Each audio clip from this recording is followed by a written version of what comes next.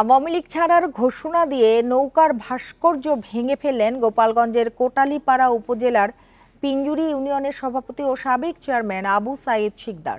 সকালে ইউনিয়নের কাকডাঙ্গা গ্রামে বাড়ির সামনে পুকুর পাড়ে ইট, বালু, সিমেন্ট ও রড দিয়ে নির্মিত নৌকা ভাস্কর্যটি নিজে উপস্থিত থেকে ভেঙে ফেলেন।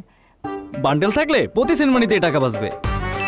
বিকাশ সেনমানি বান্ডেল কিনে জিতুন প্রতি লেনদেনে। ৩০ বছর ধরে পিঞ্জুরি ইউনিয়ন আওয়ামী লীগের সভাপতি হিসেবে দায়িত্ব পালন করে আসছিলেন আবু সাইদ শিকদার। তিনি সাবেক ধর্ম প্রতিমন্ত্রী শেখ মোহাম্মদ আবদুল্লাহর ভাগ্নে।